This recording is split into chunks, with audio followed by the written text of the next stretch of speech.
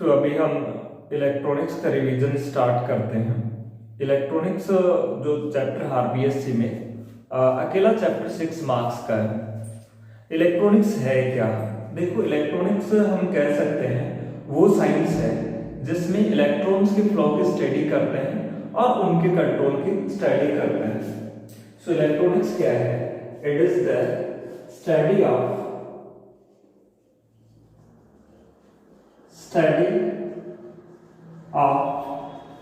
flow of electrons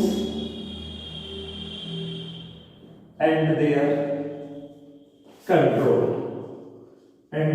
control इसी को हम क्या कहते हैं?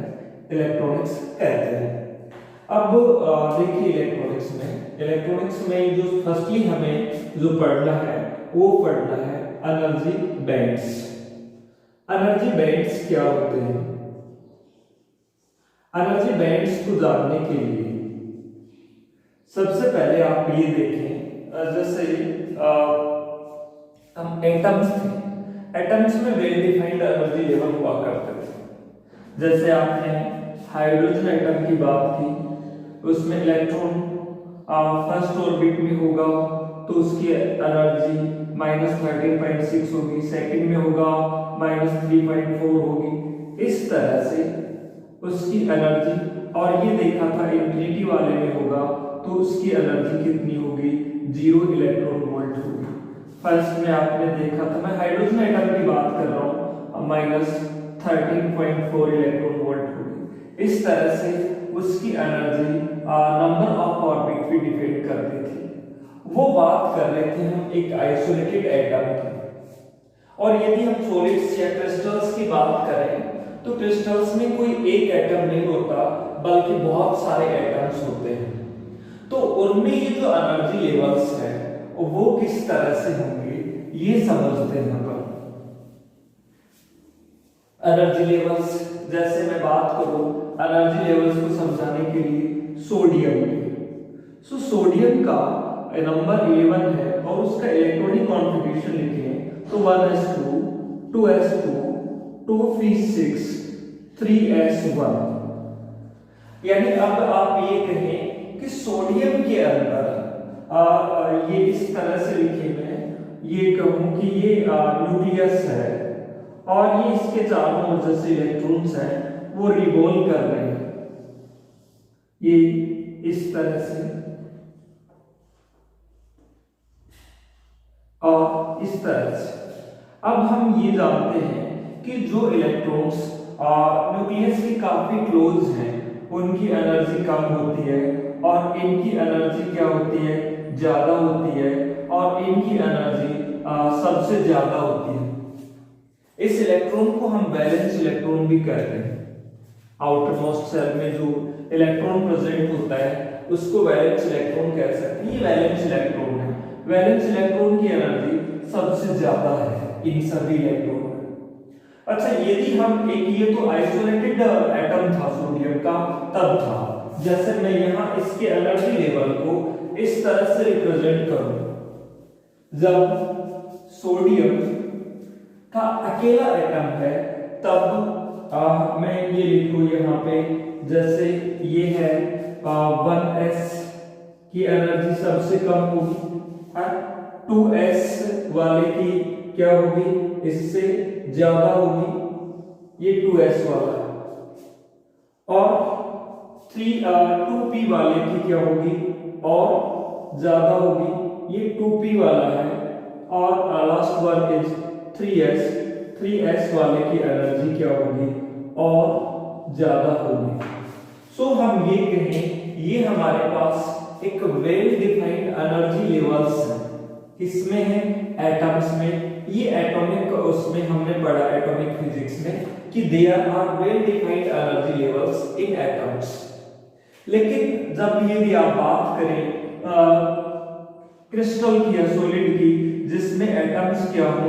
एक से ज्यादा हो, जैसे मैंने बात किया ये दूसरा है, और इसी तरह से इसमें भी।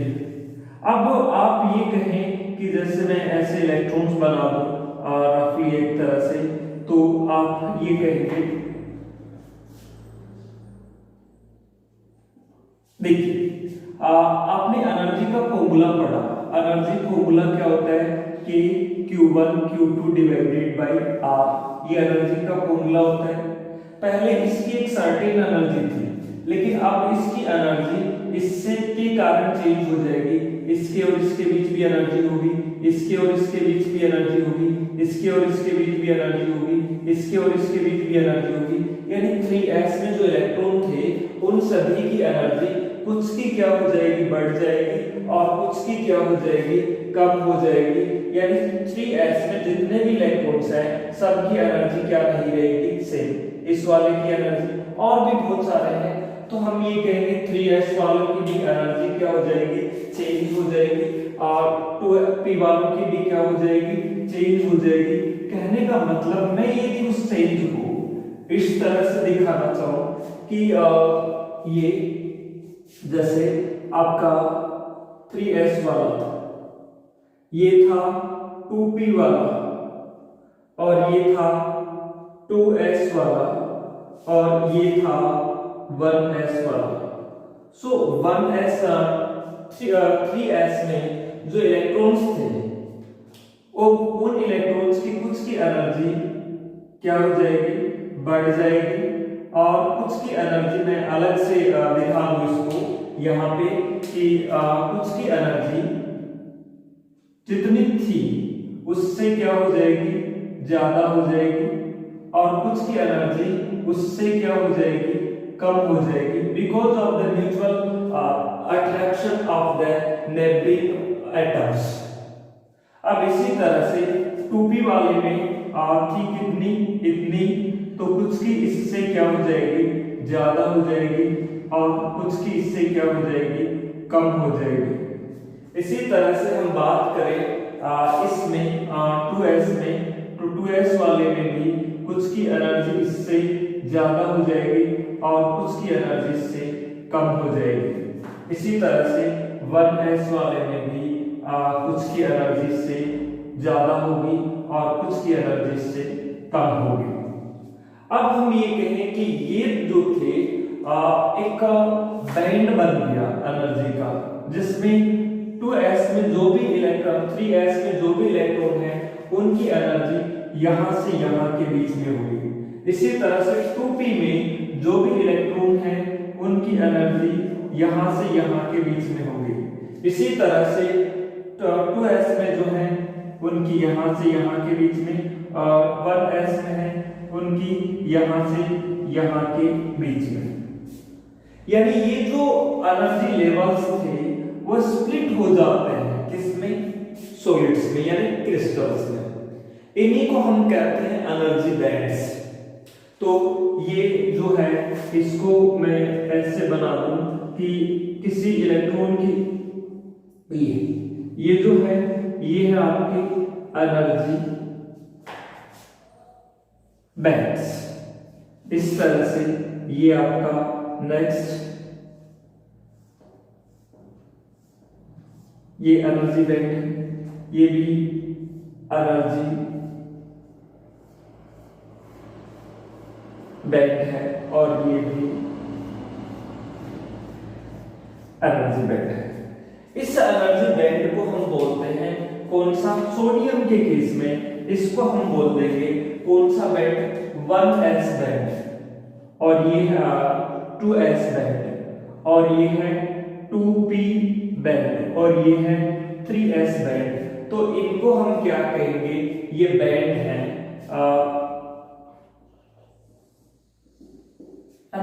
अब देखो हम ये कह सकते हैं इसको इस तरह से लिख सकते हैं आप, क्या, in atoms there are well defined energy levels, but in crystals और in solids these energy bands are modified, these energy levels are modified into energy bands। ये एनर्जी बैंड्स में मॉडिफाई हो जाते हैं। अब यहाँ पे जो एनर्जी बैंड की बात आती है, आप इसको इस तरह से लिखेंगे, in atoms there are well defined energy levels. ये जो है वो क्या है, energy levels. But in crystals, these energy levels split into energy bands, है ना। अब देखिए कि एक वैलेंस बैंड क्या होता है, ये लिखिए आप, वैलेंस बैंड। देखो वैलेंस बैंड वो बैंड होता है जिसमें वैलेंस इलेक्ट्रॉन प्रेजेंट हो, तो इसमें क्या कह सकेंगे, the band in which valence electron is present, वो बैंड जिसमें वैलेंस इलेक्ट्रॉन प्रेजेंट हो उस बैंड को कहा जाता है वैलेंस बैंड। और इसके बाद में आप लिखिए क्या, कंडक्शन बैंड। कंडक्शन बैंड क्या होता है, वैलेंस बैंड से नेक्स्ट बैंड, वैलेंस बैंड से ऊपर वाला बैंड, है ना, the band above the valence band is called conduction band। ये ध्यान में रखिए। इसके बाद में बात आती है कि वैलेंस बैंड और जो कंडक्शन बैंड के बीच का जो गैप है इसको बोला जाता है फोरबिडन एनर्जी गैप। सो फोरबिडन एनर्जी गैप क्या होता है, it is the difference between conduction band and valence band. Conduction band और वैलेंस बैंड के बीच के गैप को हम बोलते हैं फोरबिडन एनर्जी गैप, और फोरबिडन एनर्जी गैप को Eg से रिप्रेजेंट करते हैं। सो नेक्स्ट है आपका डेफिनेशन क्या, forbidden energy gap. Forbidden energy gap क्या होता है, it is the difference between conduction band and valence band, energy of conduction band और वैलेंस बैंड के बीच का जो गैप है, कंडक्शन बैंड की एनर्जी ज्यादा होती है, वैलेंस बैंड की कम होती है, इसके बीच के गैप को ही क्या बोला जाता है, फोरबिडन एनर्जी गैप बोला जाता है। तो ये आप अच्छे से ध्यान रखेंगे फोरबिडन एनर्जी गैप के बारे में। इसके बाद में एनर्जी बैंड थ्योरी के बेसिस पे हम मटेरियल्स को ये देखेंगे कि कितने तरह की होती हैं। सबसे पहले अपन बात करेंगे कि हमने इलेक्ट्रिक करंट वाले चैप्टर में आपको ये बताया था कि दो तरह के मटेरियल्स होते हैं, एक इंसुलेटर्स और दूसरे कंडक्टर्स। इंसुलेटर्स वो होते हैं जिनसे करंट फ्लो ना करे और कंडक्टर्स वो होते हैं जिनसे करंट फ्लो करे। तो कंडक्टर्स के बारे में आपने ये सीखा था, which allow the electric charge through them, है ना, जिनसे इलेक्ट्रिक करंट फ्लो कर सके। करंट जो है क्या करता है, फ्लो करता है। कौन सा current, electric current. Electric current flow होता है इससे। क्यों होता है ये आपने देखा था, because of the free electrons. Free electrons की वजह से इनसे करंट फ्लो होता है। जैसे एग्जांपल आपने देखा था, इसके जो एग्जांपल्स थे वो मेटल्स थे। यदि हम बात करें कि मेटल्स जो होते हैं उनकी जो कंडक्टिविटी है वो क्या होती है, कंडक्टिविटी इसकी होती है 10 की पावर 2 से 10 की पावर 8, और यदि मैं रेजिस्टिविटी की बात करूं तो 10 की पावर -2 से 10 की पावर -8 यूनिट होती है। कंडक्टिविटी जो रेजिस्टिविटी की यूनिट क्या होती है, ओम इनटू मीटर, ओम इनटू मीटर। ये देखा था, ये क्या होती है, इनकी रेजिस्टिविटी होती है। रेजिस्टिविटी की जो रेंज है वो कहां से कहां, यहां से यहां लाई करती है। और कंडक्टिविटी है वो आप इसका इन्वर्स कर सकते हो, कितना, 10 की पावर 8 से लेकर के 10 की पावर 2 तक। 10 की पावर 2 से लेकर के 10 की पावर 8 प्लस का ये हो जाएगा सीमेंस मीटर इनवर्स और सीमेंस मीटर इनवर्स। ये किसके बारे में बताया था, कंडक्टर्स के बारे में बताया था। और जो इंसुलेटर्स हैं यदि उनकी बात करें तो इंसुलेटर्स की जो कंडक्टिविटी है, रेजिस्टिविटी है, वो 10 की पावर 8 ओम से 10 की पावर -8 यानी इंसुलेटर्स की। इंसुलेटर्स यदि हम बात करें तो इनकी होती है 10 की पावर 8 ओम इनटू मीटर, इस ऑर्डर में होती है इनकी जो आप कह सकते हैं रेजिस्टिविटी। यानी रेजिस्टिविटी इनकी क्या होती है, बहुत ज्यादा होती है, और रेजिस्टिविटी बहुत ज्यादा होने से इनसे जो करंट है वो क्या बहुत ही कम फ्लो करता है, ये ध्यान रखिए। और इनकी जो यदि आप कंडक्टिविटी की बात करें, ये तो इनकी क्या थी रेजिस्टिविटी, कंडक्टिविटी की बात करें तो 10 की पावर -8 सीमेंस मीटर इनवर्स इनके आसपास होती है। तो इस वजह से इनसे क्या नहीं फ्लो करता, इलेक्ट्रिक करंट है, इलेक्ट्रिक करंट यानी आई है वो फ्लो नहीं करता, नहीं करता, नॉट फ्लो नहीं करता। क्यों?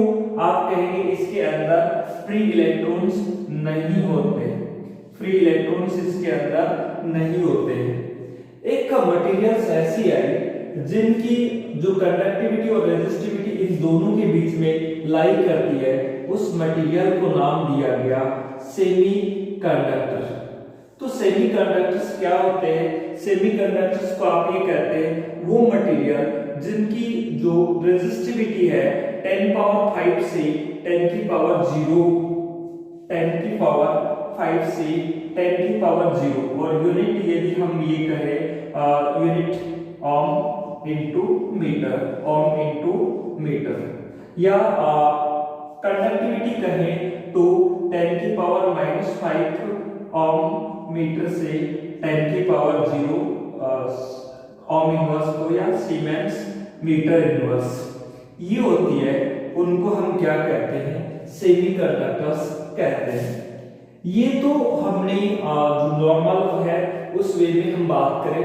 आज हम बात करते हैं एनर्जी बैंड थ्योरी के बेसिस पे इंसुलेटर्स, सेमीकंडक्टर्स और कंडक्टर्स को हम किस तरह से डिफाइन करते हैं।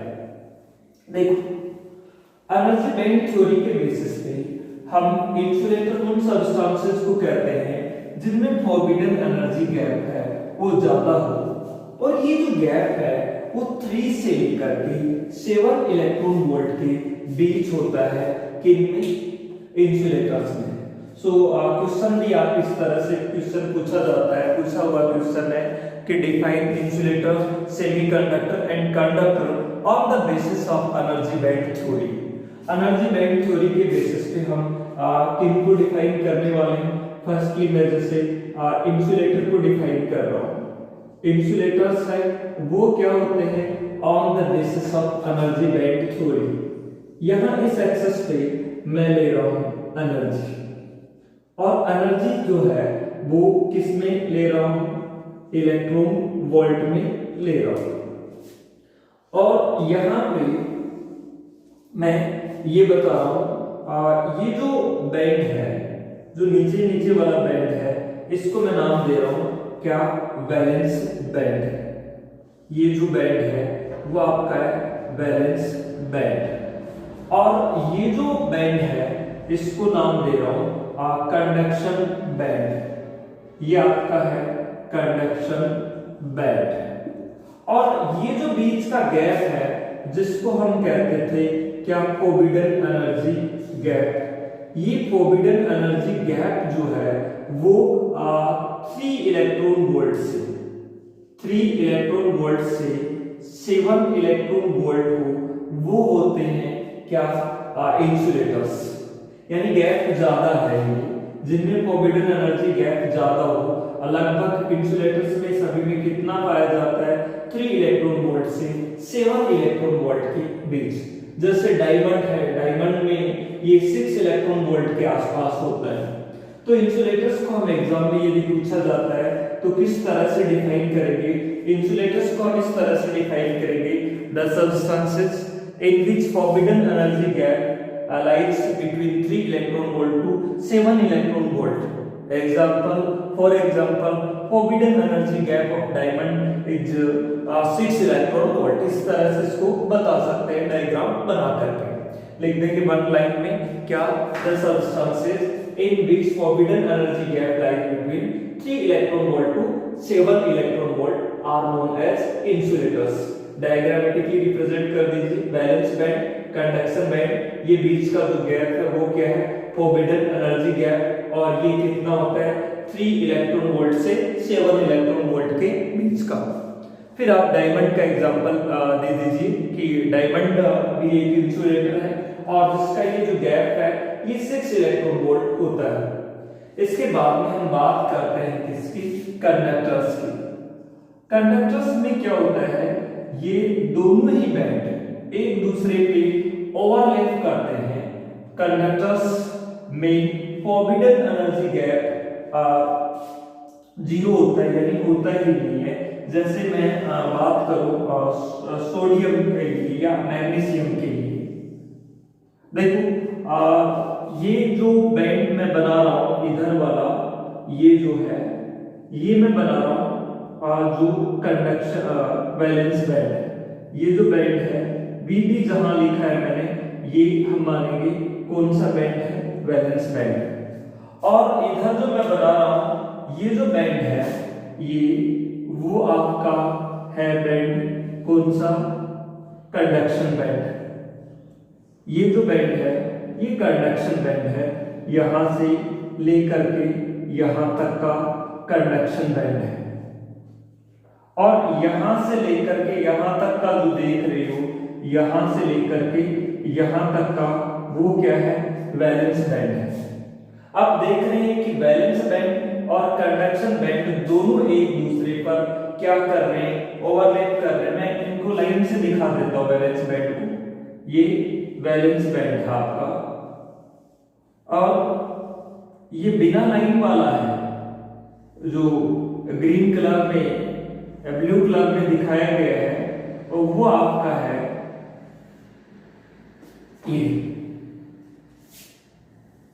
ये जो देख रहे थे, ये जो मैंने दिखाया ये बैलेंस बैंड है। और ये जो बैंड है, ये जो देख रहे हैं आप, ये वाला, ये आपका है कंडक्शन बैंड है। और दोनों ओवरलैप कर रहे हैं। ओवरलैप वाला जो रीजन देख रहे हैं आप, ये वाला, ये इसमें दोनों ओवरलैप कर रहे हैं, राइट। तो ऐसे सब्सटेंसेस को हम बोलते हैं कंडक्टर्स, जबकि जिनमें फोरबिडन एनर्जी गैप हो ही ना। यानी इसको एक सेंटेंस में आप इस तरह से कह सकते हैं, the substances in which forbidden energy gap is 0, या फिर ये कह सकते हैं in which valence band and conduction band overlap on each other, जिसमें वैलेंस बैंड और कंडक्शन बैंड दोनों एक दूसरे पर ओवरलैप करें, उनको हम क्या कहते हैं, उनको हम कहते हैं कंडक्टर्स। मेटल्स इसके एग्जांपल हो गए। इसके बाद में हम बात करते हैं कुछ सब्सटेंसेस ऐसे हैं जो न तो जिनमें फोरबिडन एनर्जी गैप 0 होता है और ना ही उनमें हाई ज्यादा होता है। ऐसे सब्सटेंसेस को हाफ कंडक्टर यानी सेमीकंडक्टर बोला जाता है। जैसे सेमीकंडक्टर का मैं एग्जांपल की भी बात करूंगा, उससे पहले हम बात करते हैं एनर्जी बैंड थ्योरी के बेसिस पे इसको डिफाइन करते हैं कि वो सब्सटेंसेस जिनमें ये एनर्जी गैप इलेक्ट्रॉन वोल्ट में है, जिनमें जो एनर्जी गैप है, ये एनर्जी ली गई है, यहाँ पे एनर्जी है किसमें, इलेक्ट्रॉन वोल्ट में, और ये आप जो दिखा रहे हैं वो है वैलेंस बैंड, और यहाँ जो दिखा रहे हैं वो है कंडक्शन बैंड, ये कंडक्शन बैंड है। और ये जो गैप है ये न तो ज्यादा होता है और ना 0 होता है, लगभग कितने के आसपास होता है, लगभग होता है ये 1 इलेक्ट्रॉन वोल्ट के आसपास। तो ऐसे सब्सटेंसेस को हम क्या कहते हैं, ऐसे सब्सटेंसेस को हम बोलते हैं सेमी कंडक्टर्स।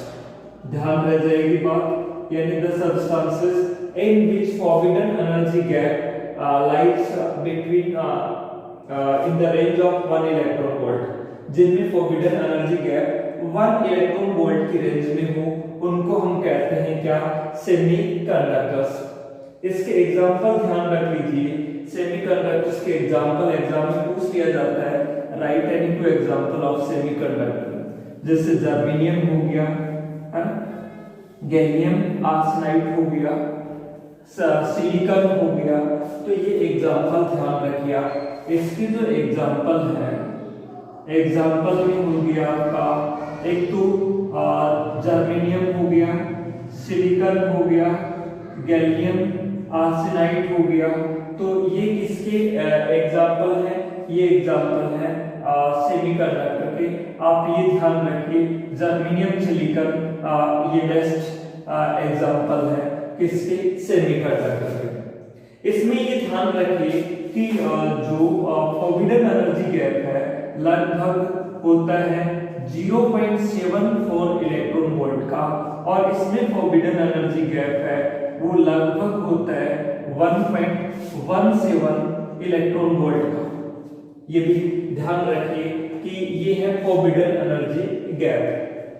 अब देखो हम बात करते हैं सेमीकंडक्टर के टाइप्स की, कि सेमीकंडक्टर कितने टाइप के होते हैं, ये बात ध्यान में रह जाएगी।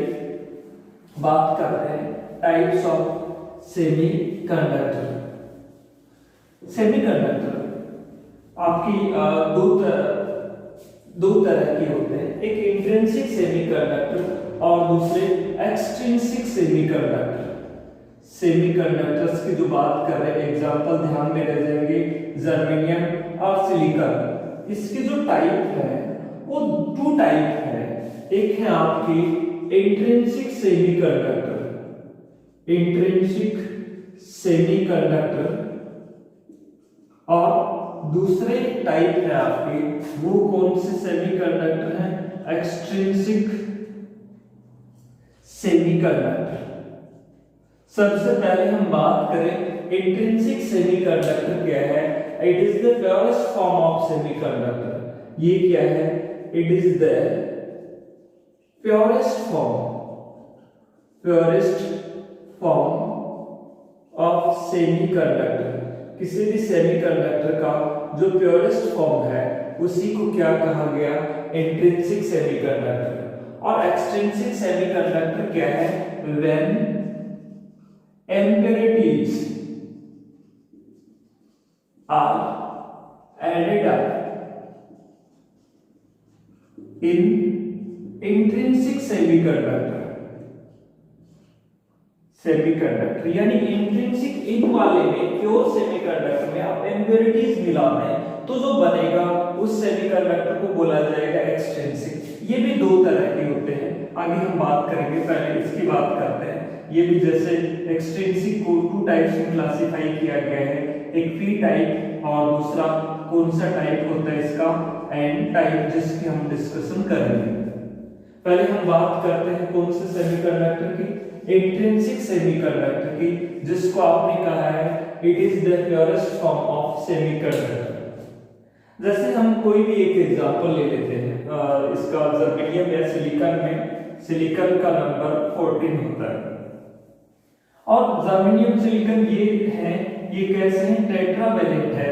टेट्रावैलेंट यानी जानते हैं आप जिनके कितने इलेक्ट्रॉन हो आउटर मोस्ट ऑर्बिट में? 4 इलेक्ट्रॉन।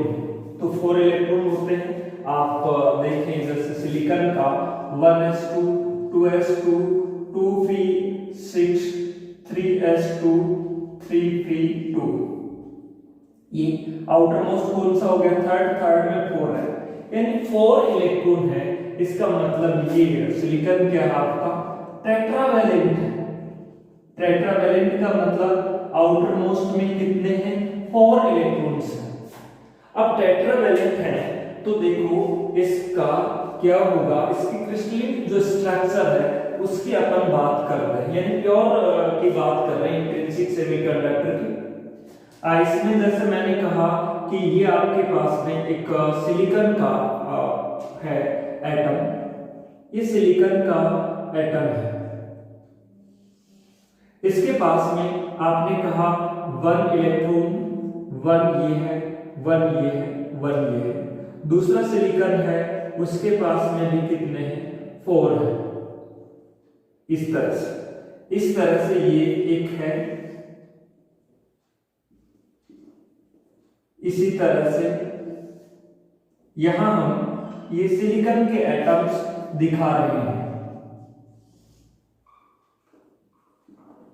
अब क्या होगा, ये जो है आपस में इलेक्ट्रॉन्स को शेयर करके कोवैलेंट बॉन्ड बनाएंगे। देखिए किस तरह से कोवैलेंट बॉन्ड बनाएंगे, उनकी बात अपन करते हैं।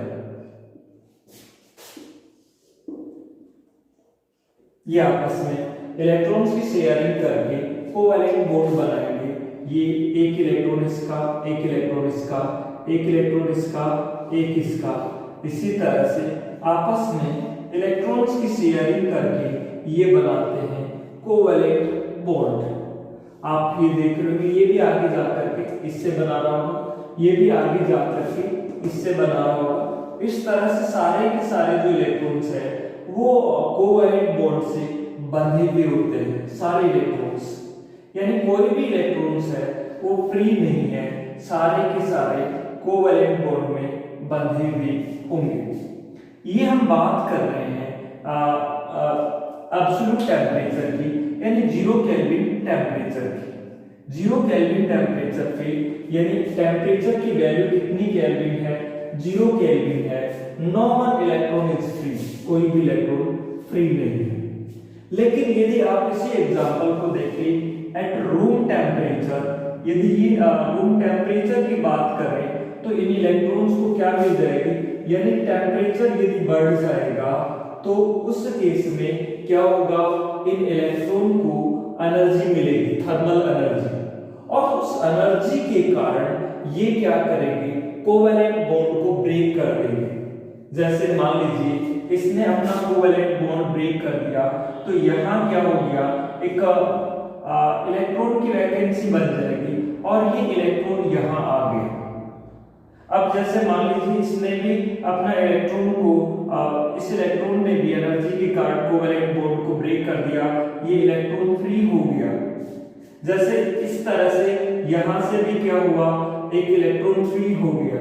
तो ये जो देख रहे हैं, ये जो देख रहे हैं बीच में, मैं यदि इनको कहूं, ये जो है या ये जो है, इनको क्या बोला जाएगा, इनको बोला जाएगा फ्री इलेक्ट्रॉन।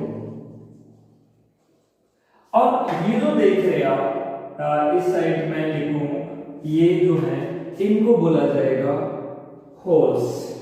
जितने भी हैं इनको बोलेंगे होल। क्या होल रियल में कोई पार्टिकल है?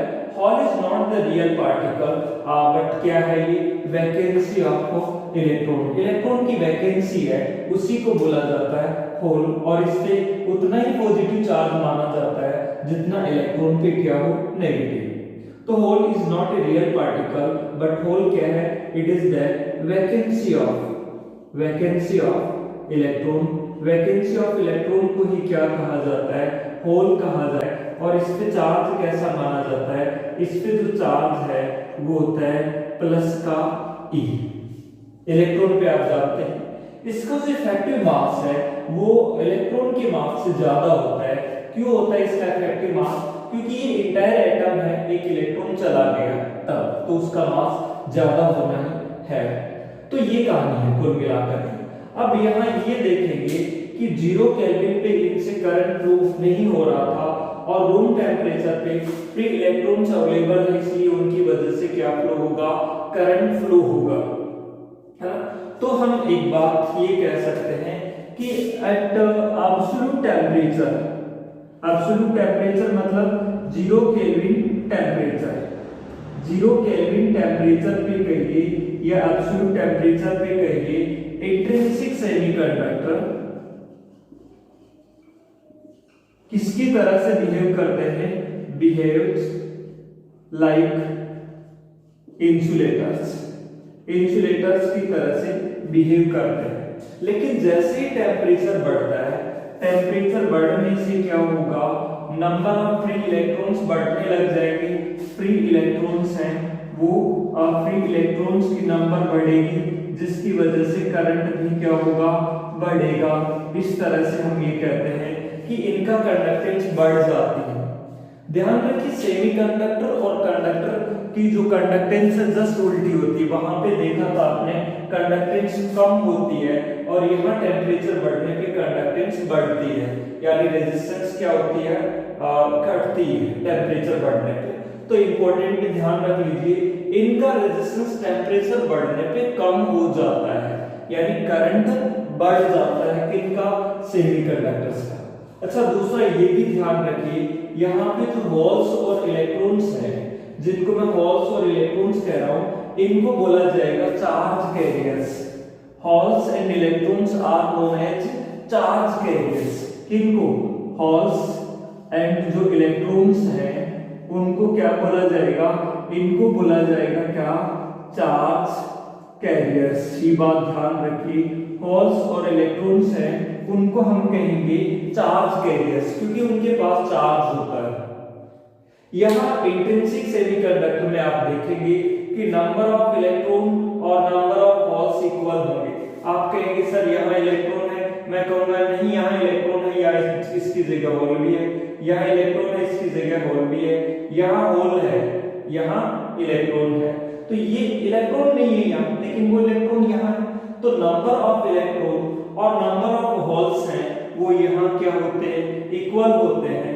मैं नंबर ऑफ इलेक्ट्रॉन्स को किससे रिप्रेजेंट करूं, n से रिप्रेजेंट करूं, क्योंकि इलेक्ट्रॉन्स पे नेगेटिव चार्ज होता है, और नंबर ऑफ होल्स को मैं p से रिप्रेजेंट करूं, क्योंकि उन पे कैसा चार्ज होता है, पॉजिटिव चार्ज होता है, तो वो क्या होते हैं, इक्वल होते हैं, जिसके चलते इंट्रिंसिक सेमीकंडक्टर इलेक्ट्रिकली क्या होता है, न्यूट्रल होता है। तो ये बात भी ध्यान रखिए कि इंट्रिंसिक सेमीकंडक्टर है वो इलेक्ट्रिकली क्या होता है, न्यूट्रल होता है।